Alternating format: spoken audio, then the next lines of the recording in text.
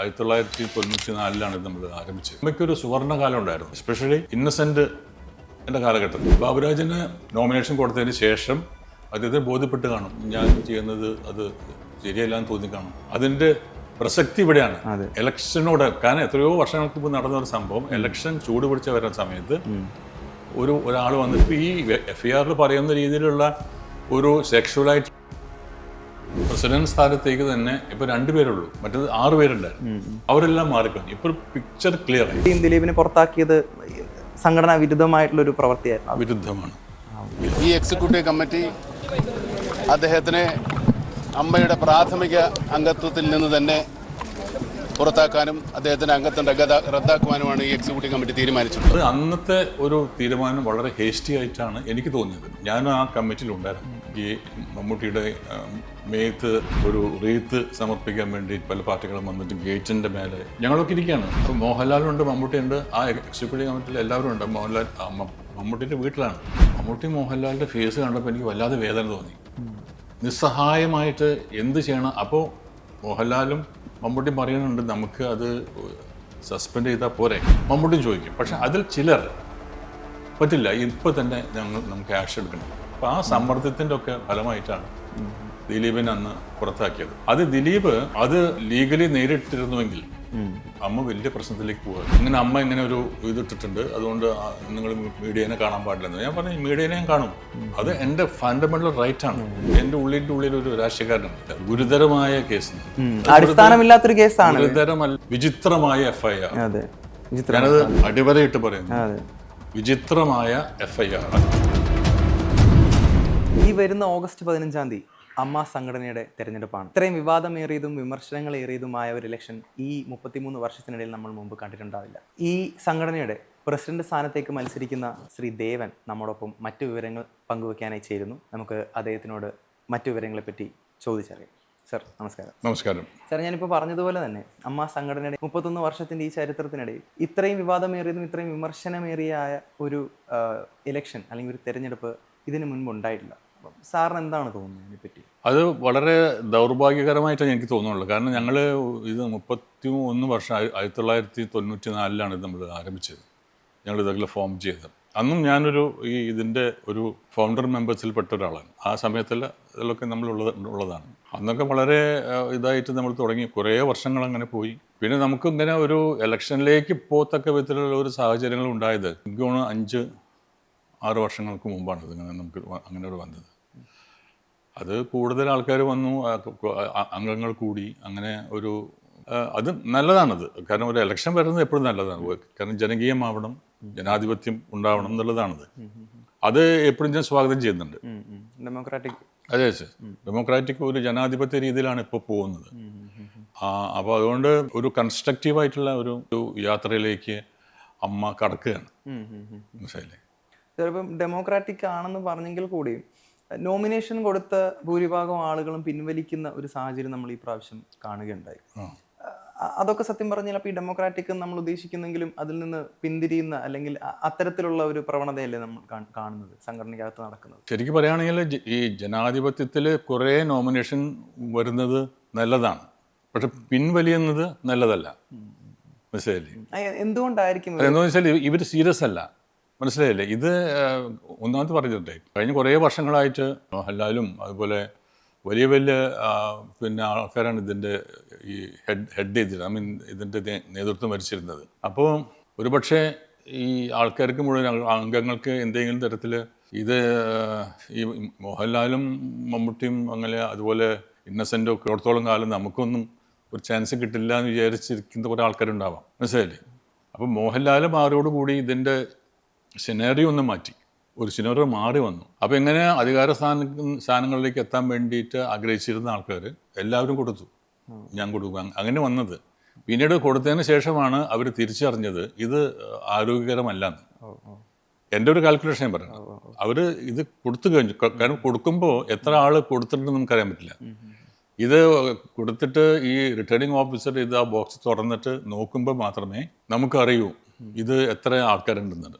അപ്പോഴാണ് നമുക്ക് തന്നെ അറിയുന്നത് 74ഓളം നോമിനേഷൻസ് പലവിധ പോസ്റ്റുകളിലേക്ക് ഉണ്ടെന്ന് മനസ്സിലാക്കുന്നത് ഈ തുറന്നതിന് ശേഷമാണ്. അപ്പോൾ ഒരുപക്ഷെ ഈ നോമിനേഷൻ കൊടുത്തവർക്ക് തോന്നിയും കാരണം അയ്യോ വേണ്ടിയിരുന്നില്ല, കാരണം എന്തിനാണ്ട് ആവശ്യമില്ലല്ലോ പറഞ്ഞു, അങ്ങനെയാണ് വന്നത്. അല്ലാണ്ട് ഒരു തരത്തിലുള്ള മത്സര ബുദ്ധിയോട് കൂടിയിട്ട് എന്തെങ്കിലും ഒരു പ്രതിഷേധത്തിൻ്റെ പേരിലല്ല എന്നാണ് ഞാൻ വിചാരിക്കുന്നത്. അങ്ങനെയല്ല, എല്ലാവർക്കും ആ സ്ഥാനങ്ങളിൽ വരണമെന്ന് ആഗ്രഹമുണ്ട്. അപ്പോൾ അവർ വിചാരിച്ചു ഞാൻ എൻ്റെ നോമിനേഷൻ കൊടുക്കുന്നു. അപ്പോൾ എത്ര പേരാണ് ഓപ്പോസിറ്റിൽ അങ്ങേർക്ക് അറിയില്ലല്ലോ. ഈ ബോക്സ് പൊട്ടിച്ചതിന് ശേഷമാണ് അറിയുന്നത് ഇത്രയും പേരുണ്ടെന്നാണ്. അപ്പോൾ അവർക്ക് തോന്നിക്കാണും അയ്യോ ഞാൻ ചെയ്തത് ശരിയല്ല, കാരണം ഞാനിത് എന്തിനാണ് വെറുതെ ആവശ്യമില്ലാതെ. അങ്ങനെയാണ് എല്ലാവരും പിൻവലിച്ചത്. പിന്നെ എന്താ വെച്ചാൽ അതിനകത്തുനിന്ന് ഒരു ക്രീം ഓഫ് ലീഡേഴ്സ് വന്നു. അതും ജനാധിപത്യത്തിൻ്റെ വലിയൊരു സംഭാവനയല്ലേ. ഈ 74 പേരുണ്ടായിട്ട് കൂടി ഇപ്പം അത് കുറഞ്ഞ് ക്രീമായിട്ട് ഈ 101 ആവർത്തിച്ചതുപോലെ ക്രീമായിട്ട് ഇപ്പോൾ കുറച്ച് കാൻഡിഡേറ്റ്സ് മാത്രമേ ഉള്ളൂ. ഇപ്പോൾ പ്രസിഡന്റ് സ്ഥാനത്തേക്ക് തന്നെ ഇപ്പോൾ 2 പേരുള്ളൂ, മറ്റേത് 6 പേരുണ്ടായിരുന്നു. അതുപോലെ മറ്റുള്ള ഈ ജനറൽ സെക്രട്ടറി ഇതിനും കുറേ ആൾക്കാരുണ്ടായിരുന്നു, സെക്രട്ടറിക്ക് കുറേ ഉണ്ടായിരുന്നു, എക്സിക്യൂട്ടീവ്സിന് കുറേ ആൾക്കാരുണ്ടായിരുന്നു. അവരെല്ലാം മാറിക്കഴിഞ്ഞു. ഇപ്പോൾ ഒരു പിക്ചർ ക്ലിയറായി, ഒരു ഹെൽത്തി ആയിട്ട് എനിക്ക് തോന്നുന്നു ആ ഒരു പ്രോസസ്സ്. ബാബുരാജ് ഈ സ്ഥാനത്ത് നിന്ന് പിന്മാറാനുള്ള പ്രധാനപ്പെട്ട കാരണം അദ്ദേഹത്തിനെതിരെയുള്ള അലിഗേഷൻ ആയിരുന്നു വാർത്തകളിലൊക്കെ ഉണ്ടായിരുന്നു. അപ്പോൾ എന്താണ് ഒരു ശരിക്കുമുള്ള ഒരു ക്രൈറ്റീരിയ? അപ്പോൾ അലിഗേഷൻ ഉള്ള ഒരാൾക്ക് ഇതിലേക്ക് മത്സരിക്കാൻ സാധിക്കില്ല എന്ന് ബൈലോയിൽ പറയുന്നുണ്ടോ? ഇല്ല, അതില്ല. കാരണം വെച്ചാൽ ഈ ബൈലോ പറയുന്നത് അങ്ങനെയൊന്നുമില്ല. കാരണം അലിഗേഷൻ ഉള്ള ആൾക്കാർ അതിൻ്റെ ഒരു ധാർമ്മികമായ ഒരു ഉത്തരവാദിത്വമാണ്, മനസ്സിലായില്ലേ? അതായത് ഇങ്ങനെ ഒരുപാട് അലിഗേഷൻസ് വന്നു കഴിഞ്ഞാൽ നമ്മളത് നിൽക്കാൻ പാടില്ല എന്നുള്ളൊരു ധാർമ്മികതയാണ്. അതിനകത്തൊരു റൂളില്ല, മനസ്സിലായി? അതുകൊണ്ട് തന്നെയാണ് ഇത് നിൽക്കുന്നത്. പിന്നെ ബാബുരാജിന് നോമിനേഷൻ കൊടുത്തതിന് ശേഷം അദ്ദേഹത്തെ ബോധ്യപ്പെട്ട് കാണും ഞാൻ ചെയ്യുന്നത് അത് ശരിയല്ല എന്ന് തോന്നി കാണും. കാരണം ഇങ്ങനെ എലിഗേഷൻസ് വരുന്നു എന്ന് പറയുമ്പോൾ അദ്ദേഹത്തിൻ്റെ കുറച്ച് വൈകിയാണെങ്കിലും അദ്ദേഹം അത് ആക്സെപ്റ്റ് ചെയ്തല്ലോ. അത് നല്ലൊരു കാര്യമാണ്. കാരണം ബാബുരാജ് ചെയ്തത് വളരെ നല്ലൊരു കാര്യമാണ്. കാരണം വലിയൊരു ഫൈറ്റിന് പോകാതെ അദ്ദേഹത്തിൻ്റെ ഒരു തിരിച്ചറിവ് തന്നെയാണത്. ഞാനത് സ്വാഗതം ചെയ്യുന്നുണ്ട്. പക്ഷേ സംഘടനയുടെ പിന്നോട്ടുള്ള തീരുമാനങ്ങൾ പലതും നമ്മൾ എടുത്തു നോക്കുകയാണെങ്കിൽ, ഇപ്പം ഉദാഹരണത്തിന് ഇപ്പം ദിലീപിനെ പുറത്താക്കുന്ന ആ ഒരു സാഹചര്യത്തിൽ ദിലീപിനെതിരായ നിലനിന്നിരുന്നത് ഒരു അലിഗേഷൻ മാത്രമായിരുന്നു. പക്ഷെ സംഘടന ഒന്നടങ്കം ഏറ്റെടുത്ത ഒരു തീരുമാനമായിരുന്നു അതായത് ദിലീപിനെ പുറത്താക്കണം എന്നുള്ളത്. അപ്പോൾ ബൈലോയിൽ അങ്ങനെ പറഞ്ഞില്ലെങ്കിൽ കൂടിയും ദിലീപിനെ പുറത്താക്കിയത് സംഘടനാ വിരുദ്ധമായിട്ടുള്ളൊരു പ്രവൃത്തിയായിരുന്നു. വിരുദ്ധമാണ്, യെസ്, അത് വിരുദ്ധം. ഞാൻ പല സ്ഥലത്തും ഇതിനെപ്പറ്റി ഞാൻ പറഞ്ഞിട്ടുണ്ട്. അത് കാരണം വെച്ചാൽ ഓരോ സംഘടനയിൽ ഒരാൾ എന്തെങ്കിലും തെറ്റ് ചെയ്യുകയോ അയാൾ ഒരു കേസിൽ പെടുകയോ ചെയ്താൽ അത് ആ സംഘടന വരുന്നത് മുമ്പ് ചെയ്യാൻ പാടില്ല. അതായത് അപ്പം ചെയ്യേണ്ടത് ഈ സംഘടന ചെയ്യേണ്ട ഒരു കാര്യം, സംഘടന ബൈലോ പറയുന്നത് അദ്ദേഹത്തിൻ്റെ പേരുള്ള അലിഗേഷൻസിനെ പറ്റി ഈ കമ്മിറ്റി ഒരു നോട്ടീസ് അയക്കണം, ഷോക്കോസ് നോട്ടീസ്. എന്തുകൊണ്ട് നിങ്ങളെ പിരിച്ചു വിട്ടുകൂടാ എന്നുള്ള ഒരു ഷോക്കോസ് നോട്ടീസ് കൊടുക്കണം. അതിൻ്റെ ഒരു 15 ദിവസത്തിൻ്റെ അവധിയുണ്ട്. 15 ദിവസത്തിനുള്ളിൽ അദ്ദേഹം ഇന്ന കാരണങ്ങൾ കൊണ്ട് ഞാനിവിടെ തുടരാൻ ആഗ്രഹിക്കുന്നു, എൻ്റെ പേരിൽ അലിഗേഷൻസ് ഇല്ല, അല്ലെങ്കിൽ ഞാൻ തെറ്റ് ചെയ്തിട്ടില്ല എന്ന് പറയാനുള്ള സംഗതി കൊടുക്കും. ആ വിശദീകരണം കേട്ടിട്ട് ഈ കമ്മിറ്റിക്ക് വേണമെങ്കിൽ അത് അക്സെപ്റ്റ് ചെയ്യാം, അതല്ലെങ്കിൽ ഇല്ല നിങ്ങളുടെ പേരിൽ അലിഗേഷൻസ് ഉണ്ട്, അതുകൊണ്ട് ഞങ്ങൾ നിങ്ങളെ സസ്പെൻഷനെ പറ്റുള്ളൂ, സസ്പെൻഡ് ചെയ്യാനേ നമുക്ക് പറ്റുള്ളൂ. ഒരു കമ്മിറ്റിക്ക് സസ്പെൻഡ് ചെയ്യാനേ പറ്റുള്ളൂ. ഇത് ഈ നമ്മൾ പിരിച്ചുവിടുന്ന, അതായത് പുറത്താക്കുന്ന ആ ഒരു പ്രക്രിയയ്ക്ക് ഒരുപാട് കാര്യങ്ങൾ നമ്മൾ ആലോചിക്കേണ്ടതുണ്ട്. അത് അന്നത്തെ ഒരു തീരുമാനം വളരെ ഹേസ്റ്റി ആയിട്ടാണ് എനിക്ക് തോന്നിയത്. ഞാൻ ആ കമ്മിറ്റിയിലുണ്ടായിരുന്നു. അപ്പോൾ അതുകൊണ്ട് എനിക്കതിനോട് യോജിപ്പില്ല. ഞാൻ പറഞ്ഞ സസ്പെൻഡ് ചെയ്യാം, നമുക്ക് ആ അംഗത്തെ സസ്പെൻഡ് ചെയ്തിട്ട് അദ്ദേഹം കേസിന് പോയിക്കോട്ടെ, എന്നിട്ട് നമുക്ക് പിന്നെ അതിനെപ്പറ്റി തീരുമാനം എടുക്കാമെന്ന്. അദ്ദേഹത്തിന് പറയുന്നത് നമ്മൾ കേൾക്കണം, നമ്മൾ കേട്ടില്ല. അതാണ് അതിൻ്റെ ഒരു പ്രത്യേകത. കമ്മിറ്റി അത് കേൾക്കണം. ഒരു അംഗത്തിന് എന്തെങ്കിലും പറയാനുണ്ടെങ്കിൽ, എന്തെങ്കിലും ഒരു അപ്പീലിംഗ് ഉണ്ട്, അപ്പോൾ എനിക്ക് എൻ്റെ കാര്യം പറയാനായിട്ട് അവസരം തരണമെന്ന് അതൊരു കോമൺ ലോ ആണ്, ഒരു സാമൂഹ്യ നീതിയാണിത്. അതിന് അന്ന് അമ്മയ്ക്കത് ചെയ്യാൻ കഴിഞ്ഞില്ലാത്തത് വലിയ തെറ്റായിട്ടാണ് ഞാൻ ഇന്നും കാണുന്നത്. അത് ശരിയല്ലായിരുന്നു. പക്ഷെ അന്ന് ഭയങ്കരമായ ഒരു സമ്മർദ്ദം ഉണ്ടായിരുന്നു കേട്ടോ, മാധ്യമങ്ങളുടെ ഭാഗത്തു നിന്നും. രാഷ്ട്രീയ ഒരു തരത്തിലും ഈ അമ്മയ്ക്കകത്തുള്ള കാര്യങ്ങളിൽ പെടാൻ പാടില്ലാത്ത രാഷ്ട്രീയ പാർട്ടികൾ വരെ അന്ന് മമ്മൂട്ടിയുടെ വീടിൻ്റെ മുമ്പിൽ വന്ന് സമരങ്ങളും, മമ്മൂട്ടിയുടെ മേത്ത് ഒരു റീത്ത് സമർപ്പിക്കാൻ വേണ്ടി പല പാർട്ടികളും വന്നിട്ട് ഗേറ്റിൻ്റെ മേലെ, അത് വളരെ നമുക്കൊക്കെ വളരെ ഫീലിംഗ് ആയിപ്പോയി. അതായത് അമ്മയുടെ മീറ്റിംഗ് മമ്മൂക്കയുടെ വീട്ടിൽ വെച്ച് നടക്കുന്ന സമയത്ത് വലിയ പ്രശ്നമായിരുന്നു. പുറത്ത് മുഴുവനും അതാണ് ഞാൻ പറഞ്ഞത്, ആ ഒരു സമ്മർദ്ദം ഉണ്ടല്ലോ. ഈ എല്ലാ ഈ രാഷ്ട്രീയ പ്രസ്ഥാനങ്ങളും അവിടെ അവരുടെ യൂത്ത് മൂവ്മെൻറ്റ്സ് എല്ലാം വന്നിട്ട് ഭയങ്കര ബഹളങ്ങളും മുദ്രാവാളി വിളികളും. അതിനകത്താണ് നമ്മുടെ കമ്മിറ്റിക്കകത്താണെങ്കിൽ, കാരണം ആർട്ടിസ്റ്റുകളൊക്കെ ബേസിക്കലി വളരെ സോഫ്റ്റാണ്, സിൻസിയറാണ്, അവർ വളരെ സെൻസിറ്റീവാണ്. പെട്ടെന്ന് അവർക്ക് ഒരു ഭയമോ അല്ലെങ്കിൽ ഒരു സെൻസിറ്റീവായിട്ട് അവർക്ക് അങ്ങനെയുള്ള എനിക്ക് ഞാൻ കാണുന്നുണ്ട്. കാരണം ഞങ്ങളൊക്കെ ഇരിക്കുകയാണ്, അപ്പോൾ മോഹൻലാലുണ്ട്, മമ്മൂട്ടിയുണ്ട്, ആ എക്സിക്യൂട്ടീവ് കമ്മിറ്റിയിൽ എല്ലാവരും ഉണ്ട്. മമ്മൂട്ടിയുടെ വീട്ടിലാണ്. മോഹൻലാലിൻ്റെ ഫേസ് കണ്ടപ്പോൾ എനിക്ക് വല്ലാതെ വേദന തോന്നി, നിസ്സഹായമായിട്ട് എന്ത് ചെയ്യണം. അപ്പോൾ മോഹൻലാലും മമ്മൂട്ടിയും പറയുന്നുണ്ട്, നമുക്ക് അത് സസ്പെൻഡ് ചെയ്താൽ പോരെ എന്ന് ചോദിക്കുന്നുണ്ട്. ഇടയ്ക്കിടയ്ക്ക് മോഹൻലാലും ചോദിക്കും, മമ്മൂട്ടിയും ചോദിക്കും. പക്ഷെ അതിൽ ചിലർ പറ്റില്ല, ഇപ്പോൾ തന്നെ നമുക്ക് ആക്ഷൻ എടുക്കണം എന്ന് പറഞ്ഞിട്ട് വാദിച്ച ഒരാൾക്കാരുണ്ട്. അപ്പോൾ ആ സമ്മർദ്ദത്തിൻ്റെ ഒക്കെ ഫലമായിട്ടാണ് ദിലീപിനെ അന്ന് പുറത്താക്കിയത്. അത് വാസ്തവത്തിൽ ഞാൻ പറയാം, അത് ദിലീപ് അത് ലീഗലി നേരിട്ടിരുന്നുവെങ്കിൽ അമ്മ വലിയ പ്രശ്നത്തിലേക്ക് പോകുമായിരുന്നു. മനസ്സിലായി? അത് അന്ന് അതാണ് പറഞ്ഞത്, ദിലീപ് ആ ഒരു ഇതിൽ അത് ലീഗലായിട്ട് അമ്മയ്ക്കെതിരായ പോയില്ല. അത് അമ്മയോടുള്ള ബഹുമാനത്തിൻ്റെയും സ്നേഹത്തിൻ്റെയും പേരിലാണെന്നാണ് ഞാൻ വിശ്വസിക്കുന്നത്. അമ്മയായിട്ട് അദ്ദേഹത്തിന് വലിയൊരു അറ്റാച്ച്മെൻ്റ് ഉണ്ടായിരുന്നു. ആ സാഹചര്യം നമ്മളിപ്പം എടുക്കുകയാണെങ്കിൽ തന്നെ ഇപ്പം പ്രസിഡന്റ് സ്ഥാനത്തേക്ക് മത്സരിക്കുന്ന മറ്റൊരു വ്യക്തിയാണ് ശ്വേതാ മേനോൻ. ശ്വേതാ മേനോന് എതിരെ ഇപ്പം ഗുരുതരമായിട്ടുള്ള ഒരു കേസാണ് ചുമത്തിയിരിക്കുന്നത്. ഇതിന് പിന്നിൽ ഒരു ഗ്രൂപ്പ് ഉണ്ടെന്നോ അല്ലെങ്കിൽ ഒരു ലോബി പ്രവർത്തിക്കുന്നുണ്ടെന്നൊക്കെ വിശ്വസിക്കുന്നുണ്ടോ? അല്ല, ഇപ്പോൾ ബോബി പറഞ്ഞ വാക്ക് എനിക്ക് യോജിപ്പില്ല. ഗുരുതരമായ കേസ് അടിസ്ഥാനമില്ലാത്തൊരു കേസാണ്. ഗുരുതരമല്ല, അടിസ്ഥാനമില്ല. ഇപ്പം മാധ്യമങ്ങൾ തന്നെ ആദ്യത്തെ റിയാക്ഷൻ എന്തായിരുന്നു? വലിയ വലിയ മാധ്യമങ്ങളുടെ റിയാക്ഷൻ എന്തായിരുന്നു വെച്ചാൽ, വിചിത്രമായ FIR. ഞാനത് അടിവരയിട്ട് പറയുന്നു, വിചിത്രമായ FIR. അതായത് ഒരു മാധ്യമ പ്രവർത്തകന് ഇത് ആക്സെപ്റ്റ് ചെയ്യാൻ പറ്റില്ല. ഇത് തന്നെയാണ് ബഹുഭൂരിപക്ഷം പ്രേക്ഷകരും പറഞ്ഞത്.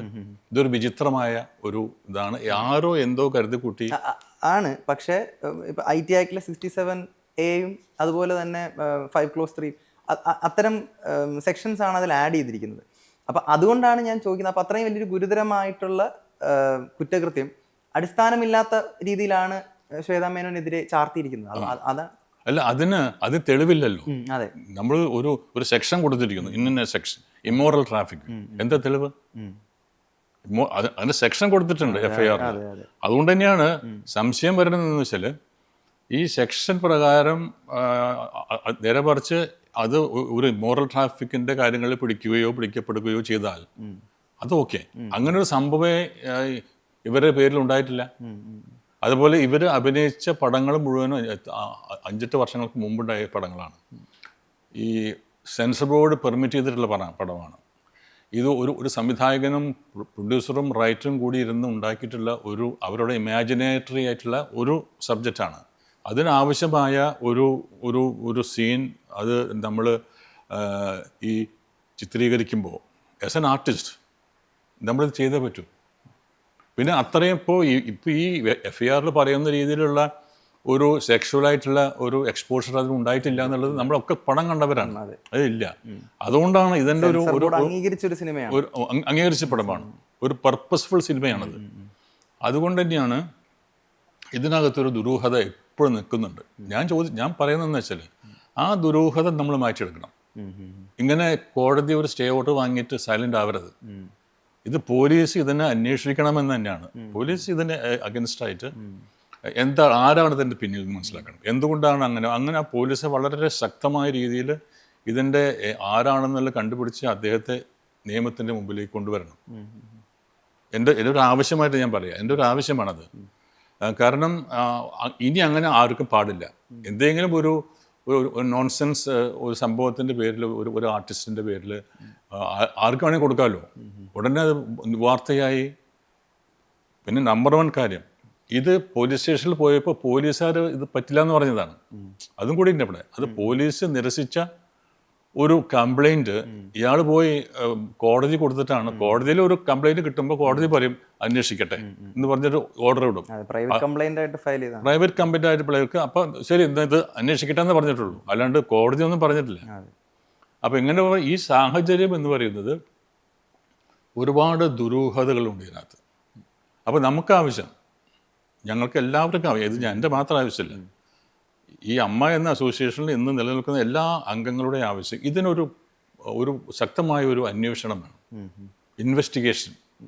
ആ ഇൻവെസ്റ്റിഗേഷനിൽ കണ്ടെത്തണം പോലീസ് ആരാണ് ഇതിൻ്റെ കുറ്റവാളി, ആരാണ് ഇതിൻ്റെ പിന്നിൽ.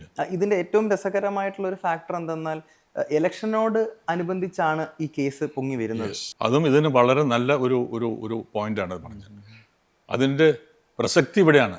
ഇലക്ഷനോട്, കാരണം എത്രയോ വർഷങ്ങൾക്ക് മുമ്പ് നടന്ന ഒരു സംഭവം, ഇലക്ഷൻ ചൂട് പിടിച്ച് വരുന്ന സമയത്ത് ഒരാൾ വന്നിട്ട് ഇങ്ങനെ കൊടുക്കുന്നതാണ്. അത് അവരുടെ ഉദ്ദേശം വന്നത് ഈ അമ്മയുടെ ഇലക്ഷനെ ഡിസ്റ്റർബ് ചെയ്യുക. അതാണ് ഇതിൻ്റെ ഒരു ഉദ്ദേശമെന്ന് എനിക്ക് തോന്നുന്നത്. ഇലക്ഷനോടനുബന്ധിച്ച് സ്ഥാനാർത്ഥികളുടെ മേലെ ഒരു വിലക്ക് ഏർപ്പെടുത്തിയിട്ടുണ്ട് എന്ന് നമ്മളിപ്പം കഴിഞ്ഞ ദിവസം കേട്ടിരുന്നു. അതായത് ഇലക്ഷനെ പറ്റിയുള്ള മറ്റു വിവരങ്ങൾ സമൂഹ മാധ്യമങ്ങളിൽ പങ്കുവെക്കരുത് എന്നുള്ള രീതിയിൽ സംഘടന ഒരു വിലക്ക് ഏർപ്പെടുത്തിയിരുന്നു. അത് ഇലക്ഷനെ ബാധിക്കുമോ എന്നുള്ളൊരു ഭയം കൊണ്ടായിരിക്കുമോ ഒരു പക്ഷേ സംഘടന? ഇല്ല, അത് സംഘടന ചെയ്യാൻ പാടില്ല. ഞാൻ കണ്ടിട്ടില്ല. അത് അങ്ങനെ ഉണ്ടോയെന്ന് എനിക്കറിയില്ല. അങ്ങനെ ഒരു വിലക്ക്, അങ്ങനെ വിലക്ക് ഒരു സംഘടനയ്ക്കും പറ്റില്ല, ഒരു രാഷ്ട്രീയ സംഘടനയ്ക്കും പാടില്ല. ഞാൻ ഒരു സ്ഥാനാർത്ഥിയായിട്ട് ഒരു ഇലക്ഷൻ നിൽക്കുന്നുണ്ടെങ്കിൽ പോളിംഗ് നടക്കുന്നതിൻ്റെ ഒരു ദിവസം മുമ്പ് വരെ നമുക്ക് അതിൻ്റെ സ്വാതന്ത്ര്യമുണ്ട്. കാരണം എൻ്റെ കാര്യം ജനങ്ങളിലേക്ക് എത്തിക്കാൻ, ഞാൻ എന്തുകൊണ്ടാണ് നിൽക്കുന്നുള്ളതിന് ജനങ്ങളിലേക്ക് എത്തിക്കാനുള്ള ഒരു സ്വാതന്ത്ര്യം നമ്മുടെ കോൺസ്റ്റിറ്റ്യൂഷൻ അനുസരിച്ച് നമുക്കുണ്ട്. അപ്പോൾ അത് ഒരു ഓർഗനൈസേഷൻ പറയുകയാണ് അങ്ങനെ നിങ്ങൾ ചെയ്യരുതെന്ന് പറഞ്ഞാൽ നമ്മൾ ക്യാമ്പയിനിൽ എന്ത് ചെയ്യും? കാരണം ക്യാമ്പയിൻ എന്ന് പറയുന്നത് എന്താ വെച്ചാൽ ഈ മീഡിയ ഇല്ലെങ്കിൽ ക്യാമ്പയിൻ ഇല്ല. ഞങ്ങൾ എങ്ങനെയാണ് ഈ ജനങ്ങളിലേക്ക് എത്തുന്നത്? അത് മീഡിയ ആണല്ലേ. മീഡിയ വളരെ പ്രധാനപ്പെട്ട ഒരു മീഡിയമാണത്. അപ്പോൾ ഞങ്ങൾ മീഡിയയുടെ അടുത്തേക്ക് പോകാൻ പാടില്ല, നിങ്ങൾ ഒന്നും ഇതിനെപ്പറ്റി സംസാരിക്കാൻ പാടില്ല എന്ന് പറയുന്നത് ഇറ്റ്സ് സംതിങ് നോൺസെൻസ്. അപ്പോൾ അതുകൊണ്ട് ഞാൻ മീഡിയ എന്ന് പറയുന്നത് എന്നെ തന്നെ അന്ന് എൻ്റെ അടുത്ത് അവർ വിളിച്ച് പറഞ്ഞു, നിങ്ങൾ ഇങ്ങനെ അമ്മ ഇങ്ങനെ ഒരു ഇതിട്ടിട്ടുണ്ട്, അതുകൊണ്ട് നിങ്ങൾ മീഡിയനെ കാണാൻ പാടില്ലെന്ന്. ഞാൻ പറഞ്ഞു മീഡിയനെ ഞാൻ കാണും, അത് എൻ്റെ ഫണ്ടമെൻ്റൽ റൈറ്റാണ്. മനസ്സിലായില്ലേ? എൻ്റെ ഒരു കാര്യങ്ങൾ, ഒരു അമ്മ എന്ന ഓർഗനൈസേഷൻ ഒരു പ്രൈവറ്റ് ഓർഗനൈസേഷൻ ആണെങ്കിൽ തന്നെ ഞങ്ങൾക്ക് സൊസൈറ്റിയോട് ഒരു റെസ്പോൺസിബിലിറ്റി ഉണ്ട്. മനസ്സിലായില്ലേ? ഇപ്പം അമ്മ ഉണ്ടായതും ഞാനുണ്ടായതും മമ്മൂട്ടി ഉണ്ടായതും മോഹൻലാൽ ഉണ്ടായതും പ്രേക്ഷകരുടെയും മീഡിയയുടെയും സഹകരണത്തോടെ കൊണ്ട് അല്ലേ? അല്ലാണ്ട് നമ്മൾ വെറുതെ അങ്ങോട്ട് അഭിനയിച്ചുകൊണ്ട് ആവാൻ പോകുന്നില്ല. Media is playing a wonderful role for us. ഭയങ്കരമായ ഒരു റോളാണ് മീഡിയ ചെയ്യുന്നത്. മനസ്സിലായില്ലേ? അപ്പോൾ മീഡിയയുടെ അടുത്തേക്ക് പോകാൻ പാടില്ല എന്ന് പറയാനായിട്ട് ആർക്കും അധികാരമില്ല. ഇനിയിപ്പം ഈ ഒരു സാഹചര്യത്തിലാണ് നമ്മൾ മുൻപേ സംസാരിച്ച, അതായത് ഇപ്പം സംഘടനയുടെ ഡെമോക്രാറ്റിക് പ്രിൻസിപ്പിൾസിന് എതിരായിട്ട് ചില പ്രശ്നങ്ങൾ ഇവിടെ ഉയർന്നു വരുന്നത്. അതായത് ഇപ്പം സാറിൻ്റെ ഒരു പേഴ്സണൽ റൈറ്റ് ആണ്, അതായത് മീഡിയയുടെ മുന്നിലേക്ക് അതിനൊരു വിലങ്ങായിട്ട് നിൽക്കുക എന്ന് പറയുന്നത് ഒരിക്കലും ശരിയായിട്ടുള്ളൊരു നടപടിയാണെന്ന് തോന്നുന്നില്ല. അത് ഇത് അമ്മ ചെയ്തിട്ടില്ല, അമ്മ ഇത് ചെയ്തിട്ടില്ല, പക്ഷെ അങ്ങനെ ന്യൂസ് വരുന്നു എന്നുള്ളതാണ്. എനിക്ക് തോന്നുന്നില്ല അമ്മയ്ക്ക് അങ്ങനെ ചെയ്യേണ്ട അധികാരമില്ല. അമ്മ ഇപ്പം നടക്കുന്നത് എഡ്ഹോക് കമ്മിറ്റിയാണ്. എഡ്ഹോക് കമ്മിറ്റിക്ക് അങ്ങനെ ഒരു തീരുമാനം എടുക്കാൻ പറ്റില്ല. നോ പാടില്ല. സാർ ഇപ്പം പ്രസിഡന്റ് സ്ഥാനത്തേക്ക് മത്സരിക്കാൻ നിൽക്കുകയാണല്ലോ. അപ്പം ഈ സ്ഥാനത്ത് വന്നതിന് ശേഷം സംഘടനയിൽ കൊണ്ടുവരാൻ ഉദ്ദേശിക്കുന്ന മാറ്റങ്ങൾ എന്തെല്ലാമായിരിക്കും? അത് ഞാൻ കുറേ കാര്യങ്ങൾ ഞാൻ ഇതിനു മുമ്പ് ഒരു 2 ടേമിൽ ഞാൻ ഇതിൻ്റെ എക്സിക്യൂട്ടീവ് മെമ്പറായിട്ട് വർക്ക് ചെയ്യുന്നുണ്ട്. അപ്പോൾ തന്നെ എൻ്റെ മനസ്സിൽ കാരണം ഞാൻ കുറേ എൻ്റെ ഉള്ളിലൊരു രാഷ്ട്രീയക്കാരനുണ്ട്. അപ്പോൾ അതിൻ്റെ ബേസിൽ ഞാൻ കുറേ കാര്യങ്ങൾ ആലോചിക്കും, എങ്ങനെയാണ് ഈ അമ്മയെ ഇത് കൊണ്ടുവരാന്നുള്ളത്. അപ്പോൾ എൻ്റെ ഉള്ളിൽ കുറേ ആശയങ്ങളും പ്രോഗ്രാംസൊക്കെ ഉണ്ട് അന്ന് തന്നെ. അപ്പോൾ ചില പ്രോഗ്രാംസൊക്കെ നമ്മൾ ഈ എക്സിക്യൂട്ടീവ് കമ്മിറ്റി മീറ്റിങ്ങിൽ പറയും, അതൊക്കെ ചില മീറ്റിങ്ങിലൊക്കെ അത് പാസ്സാക്കി വിട്ടിട്ടുണ്ട് നമ്മുടെ കമ്മിറ്റിക്കാരൊക്കെ. അപ്പോൾ അങ്ങനെ കുറേ കാര്യങ്ങൾ നമ്മൾ ചെയ്തിരിക്കുന്നു. അപ്പോൾ അത് ഞാനൊരു പ്രസിഡന്റ് ആവുകയാണെങ്കിൽ എനിക്കതൊക്കെ കൊണ്ട് വരാൻ സാധിക്കും. അതിൽ ഒരു കാര്യം, ഒരു വളരെ പ്രധാനപ്പെട്ട ഒരു കാര്യം, ഒരു ഇമോഷണൽ ആയിട്ടുള്ള ഒരു ആവശ്യം ഞാൻ പലപ്പോഴും ഇതിനെ പറ്റിയിട്ട് പറഞ്ഞിട്ടുണ്ട്, ഈ കമ്മിറ്റിയിൽ പറഞ്ഞിട്ടുണ്ട്. അതിൻ്റെ കാരണം എന്താണെന്ന് വെച്ചാൽ ഇപ്പോൾ നമ്മൾ ഇപ്പോൾ 127ഓളം പേർക്ക് നമ്മൾ ഈ കൈനീട്ടം കൊടുക്കുന്നുണ്ട്. എങ്ങനെയോ ആരാണെന്നറിയില്ല, ഏതോ ഒരു കമ്മിറ്റിയിൽ ഈ 127 പേർ ഈ കൈനീട്ടം വാങ്ങുന്ന അംഗങ്ങൾക്ക് വോട്ട് ചെയ്യാം, പക്ഷെ അവർക്ക് സ്ഥാനങ്ങളിൽ മത്സരിക്കാൻ പാടില്ല. അതെന്ത് ന്യായമാണ്? അനീതിയല്ലേ, അന്യായമല്ലേ അത്? അപ്പം ഞാനങ്ങനെ പല വേദികളും ഞങ്ങൾ പറഞ്ഞിട്ടുണ്ട്. അത് കാരണം അവരെ സംബന്ധിച്ചിടത്തോളം അതെന്ന് വെച്ചാൽ അവരെ വേർതിരിച്ച് കാണാൻ പാടുണ്ടോ? അവരൊരു നമ്മുടെ കയ്യിൽ നിന്നൊരു കൈനീട്ടം വാങ്ങുന്നു എന്നതിൻ്റെ പേരിൽ അവർ ഒരു ബി ക്ലാസ് അംഗമായിട്ട് മാറ്റാൻ പാടില്ലല്ലോ, ഒരിക്കലും പാടില്ല. അപ്പോൾ ഞാൻ പറയാം അത് ശരിയല്ല. അത് ഞാൻ പറഞ്ഞു, അവർക്ക് ഏത് സ്ഥാനം വേണമെങ്കിലും, ഈവൻ പ്രസിഡൻറ്റിൻ്റെ സ്ഥാനം വരാൻ തന്നെ അവർക്ക് മത്സരിക്കാനുള്ള അവകാശം അവർക്കുണ്ട്, അവർക്കുള്ളതാണത്. അത് നമ്മൾ പറയുന്നു അത് പാടില്ല എന്ന് പറയുന്നത് അത് അന്യായമായിട്ട് ഞാൻ കാണുന്നുള്ളൂ. പക്ഷെ അത് ഞാൻ വന്നാൽ അത് മാറ്റും. അവർക്കും എനി പോസ്റ്റ്, ഈ അമ്മയുടെ ഭരണസമിതിയിലുള്ള ഏത് പോസ്റ്റിനും അവർക്ക് അർഹരാണ്. അവർക്ക് കോൺടെസ്റ്റ് ചെയ്യാനുള്ള സന്ദർഭം നമ്മൾ കൊടുക്കും. അതൊന്ന്. രണ്ടാമതായിട്ട് ഇപ്പോൾ ഞാൻ കണ്ടത് ഏറ്റവും വലിയൊരു പ്രശ്നം, പല ആർട്ടിസ്റ്റുകളും പല സ്ഥലത്തുനിന്ന് ഷൂട്ടിങ്ങിലാണ്. അവർക്കിവിടെ ഇതിന് എത്താൻ സാധിക്കുന്നില്ല. അപ്പോൾ എൻ്റെ അടുത്ത് പല ആൾക്കാരും വിളിച്ചിട്ട് പറഞ്ഞതെന്ന് വെച്ചാൽ, ദേവേട്ട ഞങ്ങൾക്ക് വോട്ട് ചെയ്യണമെന്ന്, ദേവേട്ടന് ആണ് ഇതിന് ബെസ്റ്റ് ആളെന്ന് പറയുന്നുണ്ട്, പക്ഷേ അവർക്ക് വന്ന് വോട്ട് ചെയ്യാൻ പറ്റുന്നത് അവർ ഓരോ സ്ഥലങ്ങളിലാണ്. അപ്പോൾ ഞാൻ ആലോചിച്ച് അത് നമ്മളൊരു പോസ്റ്റൽ വോട്ടിൻ്റെ ഒരു സംവിധാനം നമ്മളിവിടെ ഇൻട്രൊഡ്യൂസ് ചെയ്യും അടുത്ത ടേം മുതൽ. അത് നമ്മൾ ചെയ്യുന്നുണ്ട്. പിന്നെ ഒന്നുള്ളത് വലിയൊരു കാര്യം ഫണ്ടാണ്. ഫണ്ട് വലിയ പ്രശ്നമാണല്ലോ, മനസ്സിലായില്ലേ? നമുക്ക് ഇപ്പോൾ ഒരു മാസം ഇപ്പോൾ ഈ കൈനീട്ടത്തിനും ഈ നമ്മൾ മെഡിക്കൽ കിറ്റ് എല്ലാ മാസവും നമ്മൾ 10,000 രൂപയുടെ മെഡിക്കൽ കിറ്റ് 57 പേർക്ക് നമ്മൾ സമ്മാനമായി കൊടുക്കുന്നുണ്ട്. വീടുകളിലെത്തും 1-ാം തീയതി. ഈ 5,000 രൂപ കൂടാതെ 10,000 റുപ്പീസിൻ്റെ മെഡിക്കൽ കിറ്റ് കൂടെ അവിടെ കൊടുക്കും. അപ്പോൾ തന്നെ 11 ലക്ഷം രൂപയുടെ ഒരു ബാധ്യത അമ്മയ്ക്കുണ്ട് ഇതിനു വേണ്ടി ഓരോ മാസവും. അതുകൂടാതെ നമ്മുടെ മെഡിക്കൽ ഇൻഷുറൻസ്, അത് ഒരുപാട് കാര്യങ്ങൾ നമ്മൾ ചെയ്യുന്നുണ്ട്, ഒരുപാട് കാര്യം. അപ്പോൾ അതിനൊക്കെ ഫണ്ട് വേണം. ഇതൊക്കെ ഫണ്ട് ഉണ്ടാക്കുന്നത് മുഴുവനും ഇപ്പോൾ ഒരൊറ്റ സോഴ്സേ ഉള്ളൂ, ഈ ചാനലിൽ നിന്നും കിട്ടുന്ന ഈ സ്റ്റാർ ഷോ പോലെയുള്ള കാര്യങ്ങളിൽ നിന്നും കിട്ടുന്ന, അല്ലാതെ വേറൊരു സോഴ്സും നമുക്കില്ല. പിന്നെ നമ്മൾ 2020 എന്ന് പറഞ്ഞ ഒരു സിനിമ പിടിച്ചു, പക്ഷെ അത് എല്ലാ വർഷവും പിടിക്കാൻ പറ്റില്ലല്ലോ. അന്ന് പിടിച്ചു, ഒരുപാട് പണം നമുക്ക് കിട്ടി, അത് നമുക്ക് കിട്ടിയിട്ടുണ്ട്. അപ്പോൾ അതൊക്കെ വെക്കണം. പക്ഷേ ഇനി ഭാവിയിൽ അങ്ങനെ കിട്ടാൻ സാധ്യതയില്ല. അപ്പോൾ അമ്മയുടെ സോഴ്സ് ഓഫ് ഫണ്ട് എന്താണെന്നുള്ളത് ഞാൻ ആലോചിച്ചുകൊണ്ടിരിക്കും. ഞാനിപ്പോൾ കഴിഞ്ഞ ഒരു 5-6 ദിവസമായിട്ട് എൻ്റെ മനസ്സിൽ മുഴുവൻ ഇതാണ്. കാരണം നമ്മൾ ഒരു സ്ഥാനത്ത് കയറി വെറുതെ ഇരുന്നിട്ട് അങ്ങോട്ടും ഇങ്ങോട്ടും പോയി ഒരു മീറ്റിങ്ങിനെ സംബന്ധിച്ചു, ചായ കുടിച്ചു, ലഞ്ച് കഴിച്ച് പോയിട്ട് കാര്യമില്ല. എന്തൊക്കെ നമുക്ക് ചെയ്യാൻ പറ്റും എന്നുള്ളത് എൻ്റെ ചിന്തകളുണ്ടായിരുന്നു. അപ്പോൾ ഞാൻ പലപ്പോഴും ആലോചിച്ചു ഇത് എങ്ങനെ നമുക്ക് ഈ ഫണ്ട് ഉണ്ടാക്കാൻ പറ്റും. അപ്പോൾ അതിൻ്റെ ഒരുപാട് സോഴ്സസ് ഞാൻ കണ്ടെത്തിയിട്ടുണ്ട്. അതിലത്തെ ഒരു സോഴ്സ് എന്ന് പറഞ്ഞാൽ ഇതൊരു സോഷ്യൽ ആൻഡ് ചാരിറ്റബിൾ ഓർഗനൈസേഷനാണ്. ഇതിൽ നമ്മൾ കിട്ടുന്ന ഫണ്ടിൻ്റെ 95% ഈ അംഗങ്ങൾക്കൂടെ, അതായത് ഈ അവശ്യ കലാകാരന്മാർക്കും രോഗങ്ങളുള്ള കലാകാരന്മാർക്കും കൊടുക്കുന്ന സഹായങ്ങളാണ്. മനസ്സിലായില്ലേ? 95% ഇതാണ് ചെയ്യുന്നത്. അങ്ങനെയുള്ള ഈ ചാരിറ്റബിൾ സംഘടനകൾക്ക് ഈ ഗവൺമെൻറ്റിൻ്റെ ഗ്രാൻഡ് ഉണ്ട്, സെൻട്രൽ ഗവൺമെൻറ് ഗ്രാൻഡ് ഉണ്ട്. എനിക്ക് തോന്നുന്നത് സ്റ്റേറ്റ് ഗവൺമെൻറ്റിൻ്റെയും ഗ്രാൻഡ് ഉണ്ട് തോന്നി, എനിക്കറിയില്ല. പക്ഷേ സെൻട്രൽ ഗവൺമെൻറ് ഒരു ഗ്രാൻഡ് ഉണ്ട്, അതിനൊരു പ്രൊവിഷൻസ് ഉണ്ട്. പിന്നെ ഈ വലിയ വലിയ കോർപ്പറേറ്റ് കമ്പനികൾക്ക് CSR ഫണ്ട്, ഇൻകം ടാക്സിൽ നിന്ന് എത്രയോ ശതമാനം ഇവർ എല്ലാ വർഷവും ചാരിറ്റബിൾ ഓർഗനൈസേഷൻ കൊടുത്തിരിക്കണം. ഇനി ചാരിറ്റബിൾ ഓർഗനൈസേഷൻ അത് CSR ഫണ്ടാണ്. അപ്പോൾ അതിന് നമ്മളുടെ അമ്മ എന്ന സംഘടന അതിന് അർഹരാണ്. ഞാൻ കംപ്ലീറ്റ് സ്റ്റഡി ചെയ്തു അവരുടെ എങ്ങനെയാണ് കോർപ്പറേറ്റ് കമ്പനികൾ CSR ഫണ്ട് നമുക്ക് കിട്ടുന്നതല്ല, അതിൻ്റെ ഫണ്ട് നോക്കിയപ്പോൾ നമ്മളുടെ ചെയ്യുന്ന ദൈനംദിനം എല്ലാ ദിവസങ്ങളിലും എല്ലാ മാസങ്ങളും ചെയ്യുന്ന ആ ചാരിറ്റി ആയിട്ടുള്ള ഒരുപാട് കാര്യങ്ങൾ ചെയ്തിട്ടുണ്ട്. അതിൻ്റെ കണക്കുകളും റെക്കോർഡൊക്കെ ആയിട്ട് നമ്മൾ ഏതെങ്കിലും ഒരു കോർപ്പറേറ്റ് കമ്പനികൾ പോയിട്ട് നമ്മൾ പ്രസൻറ്റ് ചെയ്താൽ അവരെന്തായാലും ആർക്കെങ്കിലും കൊടുത്തേ പറ്റൂ. CSR ഫണ്ട് അത് നിയമമാണ്, അത് ഒരു ഇൻകം ടാക്സിൻ്റെ നിയമമാണ്.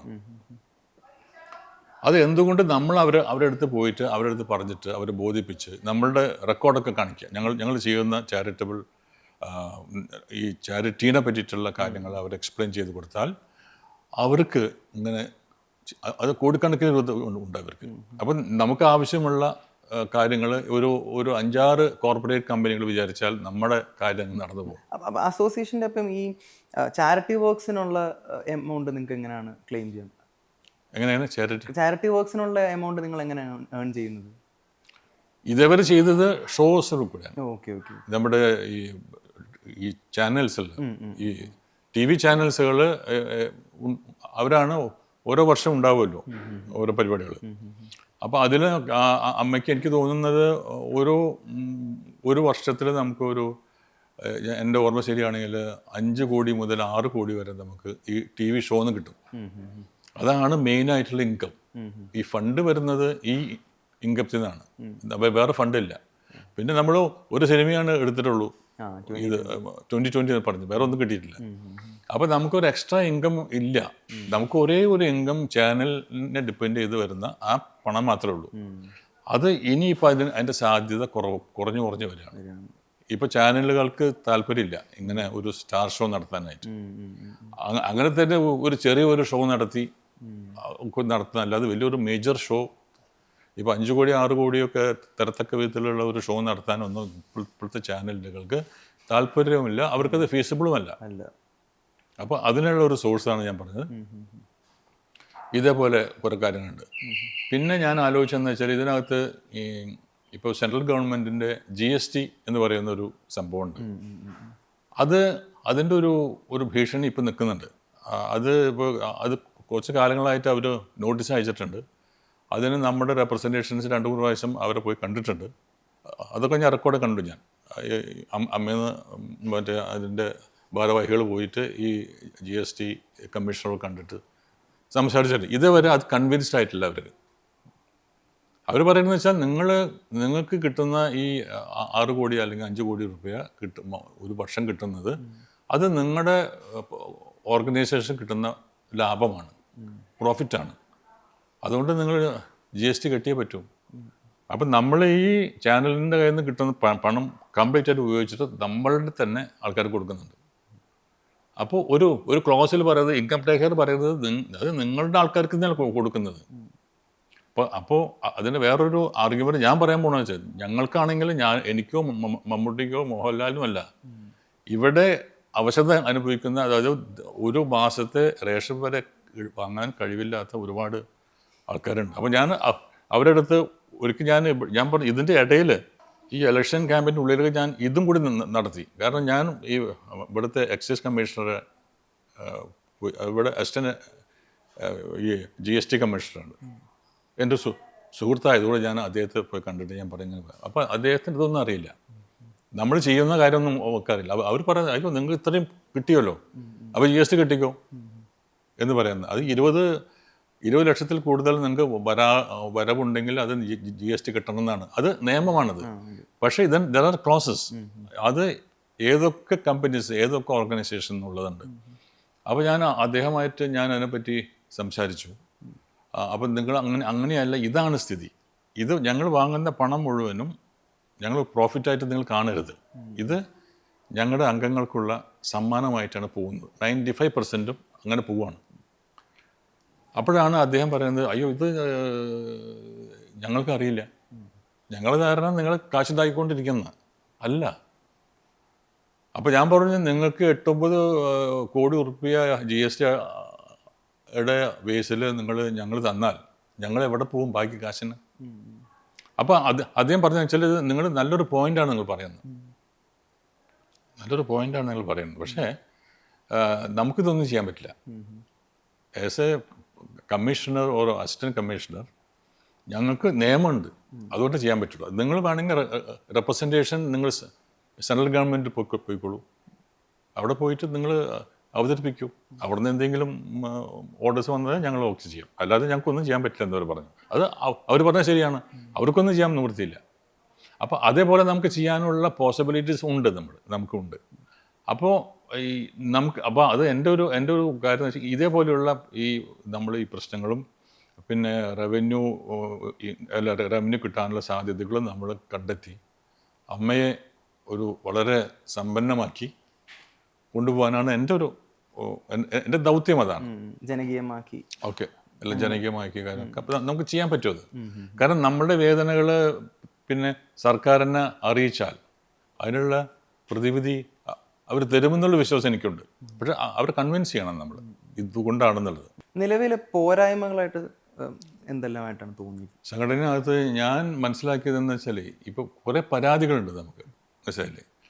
ഈ പരാതികളൊക്കെ കിട്ടുമ്പോൾ ശരിക്കും പറ്റുന്നത് എന്താണെന്ന് വെച്ചാൽ പരാതികൾ വാങ്ങി വെക്കുന്നുണ്ട്. പക്ഷേ ഒരു ചർച്ചയിലൂടെ അല്ലെങ്കിൽ ഒരു ഏതെങ്കിലും ഒരു നെഗോഷിയേഷനുകളിലൂടെ നമുക്ക് ഒരു പരിഹാരം കണ്ടെത്താനായിട്ട് അമ്മയ്ക്ക് സാധിക്കുന്നില്ല. അതിൻ്റെ കാരണം ഭാരവാഹികൾ തിരക്കിലാണ്. ഭാരവാഹികൾ എല്ലാവരും തിരക്കുള്ള ആൾക്കാരാണ്. അപ്പോൾ ഇതേപോലെയുള്ള പരാതിയുമായിട്ട് വരുന്ന ആൾക്കാരുടെ വേദന കേൾക്കാനോ അവർക്കൊരു ആശ്വാസം കൊടുക്കാനോ മുഴുവൻ സമയം സംഘടനയ്ക്കകത്ത് നിൽക്കുന്ന ഒരാളില്ല ഭാരവാഹികളായിട്ട്. അതില്ലാത്തത് വലിയൊരു പോരായി തന്നെയാണ്. കാരണം അവർ വരുമ്പോൾ അവർ ഒരുപാട് എൻ്റെ അടുത്ത് പല ആൾക്കാരെ പറഞ്ഞതാണത്. അപ്പോൾ ഞാനത് അന്വേഷിച്ചപ്പോൾ എന്ന് വെച്ചാൽ അതിന് നമ്മളുടെ കമ്മിറ്റികളിൽ അങ്ങനെ ഒരു ഫലവത്തായ ഒരു തീരുമാനം എടുക്കാനായിട്ട് സാധിച്ചിട്ടില്ല. അത് ഒരു സത്യമാണത്. അപ്പോൾ കാരണം ഈ അമ്മ എന്ന ഇത് നിലനിൽച്ചാൽ മാത്രമേ നമ്മൾ ഈ പറഞ്ഞ രീതിയിൽ 100-300 നമ്മുടെ അംഗങ്ങൾക്ക് അവർക്ക് സമ്മാനമായിട്ട് നമ്മൾ കൊടുക്കാൻ പറ്റുള്ളൂ. അപ്പോൾ അവർക്ക് എന്തെങ്കിലും പരാതി ഉണ്ടെങ്കിൽ ആ പരാതി സ്വീകരിച്ചുകൊണ്ട് എന്താണെന്നുള്ളത് മനസ്സിലാക്കിക്കൊണ്ട് അവർ സഹായിക്കാനുള്ള കടമ നമുക്ക് കമ്മിറ്റിക്കുണ്ട്. അത് എന്തുകൊണ്ടാണ് കമ്മിറ്റി ചെയ്യാത്തതെന്ന് പറഞ്ഞു വെച്ചാൽ ഞാൻ അന്വേഷിച്ചപ്പോൾ എല്ലാവരും തിരക്ക് പിടിച്ച ആൾക്കാരാണ്. മനസ്സിലായില്ലേ? അപ്പോൾ അത് പോരാ. അത് നമ്മൾ അവർ തിരക്കുണ്ടെങ്കിൽ അവർ ഈ കാര്യത്തിന് വേണ്ടി അവർ സമയം ചിലവാക്കണം. അത് നമുക്ക് അങ്ങനെ ചിലവാക്കാനായിട്ട് ഉള്ള ഒരു കമ്മിറ്റി ആയിരിക്കും അടുത്ത കമ്മിറ്റി എന്നാണ് എൻ്റെ ഒരു പ്രതീക്ഷ. എന്തായാലും വരുന്ന ഓഗസ്റ്റ് 15 ഇലക്ഷൻ ആണല്ലോ. അപ്പം സാറിന് അതിന് പോസിറ്റീവായിട്ടുള്ള റിസൾട്ട് തന്നെ വരട്ടെ. അല്ല, എല്ലാം ഈശ്വരനിൽ വിശ്വസിക്കുന്ന ഒരാളാണ്. അപ്പോൾ ഈശ്വരൻ അറിയാം. കാരണം നമ്മൾ ഒരു കാര്യം ചെയ്യുമ്പോൾ നമുക്ക് നമ്മുടെ മനസ്സിൽ ഒന്നാമത്തെ കാര്യം നമ്മൾ വേണ്ടത് നമ്മൾ നിഷ്പക്ഷരാണ്. ഒരു ഭരണകർത്താവിന് ഏറ്റവും കൂടുതൽ ആവശ്യമുള്ളത് നിഷ്പക്ഷതയാണ്. പിന്നെ രണ്ടാമത് ആവശ്യമുള്ളത് ഒരു കാരുണ്യം, ഒരു കരുണ വേണം മനസ്സിലായില്ലേ. പിന്നെ ദേഷ്യം വരാൻ പാടില്ല, ഒരുപാട് ക്ഷമ വേണം, അങ്ങനെയൊക്കെ വേണം. അപ്പോൾ അതുകൊണ്ട് അങ്ങനെ നമ്മൾ മുന്നോട്ട് പോയാൽ ഇവിടെ ഒരുപാട് കാരണം അമ്മയ്ക്കൊരു സുവർണകാലം ഉണ്ടായിരുന്നു. എസ്പെഷ്യലി ഇന്നസെൻ്റ് എൻ്റെ കാലഘട്ടത്തിൽ 17 വർഷമാണ് ഇന്നസെൻ്റ് അമ്മയുടെ അധ്യക്ഷനായിട്ട്. ആലോചിച്ച് നോക്കൂ, ഒരു സംഘടനയുടെ 17 വർഷമാണ്. ഈ 17 വർഷമാണ് എന്നോട് ചോദിച്ചാൽ ഞാൻ ഇന്നസെൻറ്റിൻ്റെ ആ 17 വർഷമാണ് അമ്മയുടെ സുവർണകാലം. അപ്പോൾ ഞാൻ പ്രതീക്ഷിക്കുന്നത്, ഞാൻ സ്വപ്നം കാണുന്നത് അങ്ങനെ ഒരു സുവർണകാലം അമ്മയിലുണ്ടാവണം, അതുണ്ടാക്കണം എന്നുള്ളൊരു ദൗത്യമാണ് എൻ്റെ. അങ്ങനെ തന്നെ ആവട്ടെ. Thank you. Thank you. Thank you.